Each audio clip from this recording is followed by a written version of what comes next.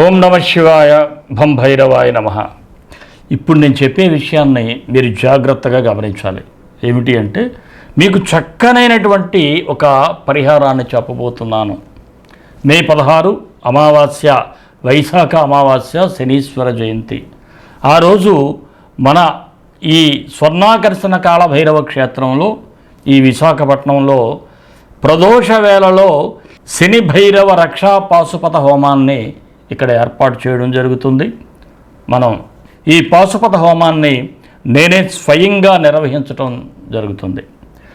భక్తులందరూ మీరు పరోక్షంగానైనా సరే ఈ యొక్క హోమంలో పాల్గొన్నట్లయితే, ఎవరికైతే శనీశ్వరుని యొక్క దోషాలు అంటే ఏమిటి, ఏలినాడు శని కావచ్చు, అర్ధాష్టమ శని కావచ్చు, అష్టమ శని కావచ్చు, అలాగే శని మహాదశలో కావచ్చు, దశలో అంతర్దశలో శని జరుగుతూ ఉండొచ్చు, సప్తమంలో శని ఉండటం వలన కూడా దాంపత్య జీవితంలో కలతలు చెందొచ్చు, ఇలా అనేక రకాలైనటువంటి ఇబ్బందులు పడుతూ ఉంటారు.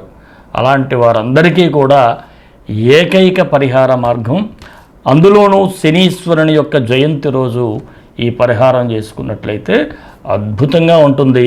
అందరూ కూడా పరోక్షంగా ఈ హోమంలో పాల్గొన్నట్లయితే మీ గోత్రనామాలు వీడియో మీకు పంపించడం జరుగుతుంది.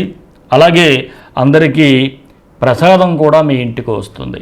ఎవరైతే శనీశ్వరుని యొక్క దోషాలతో ఇబ్బంది పడుతున్నారో, జీవితంలో అనేక సమస్యలతో, అంతేకాకుండా ఏం చేసినా సరే చాలా వెనకబడి ఉండటం, ఇలాంటి సమస్యలు, అది వివాహ సమస్య, ఉద్యోగ సమస్య, లేకపోతే ఆలోచన విధానంలో కూడా ఇబ్బందులు ఎదురవటమా, శరీరం కూడా బద్ధకానికి గురవటమా, ఇలాంటివన్నీ ఉన్నాయి అంటే ఖచ్చితంగా శనీశ్వరుని యొక్క అనుగ్రహం లేనట్టే. ఎవరికైతే శనీశ్వరుని యొక్క ఆశీర్వాదం, ఆ దోష నివారణ జరగాలి అనుకుంటారో, ఈ శని భైరవ రక్షా పాశుపత హోమంలో పాల్గొనడానికి స్క్రీన్ మీద స్క్రోల్ అవుతున్నటువంటి నెంబర్కి శని భైరవ రక్షా హోమం అని చెప్పేసి మెసేజ్ చేసినట్లయితే మీకు వివరాలు తెలియచేయబడతాయి. విజయోస్తు. హర హర మహాదేవ. రక్ష రక్ష భైరవ.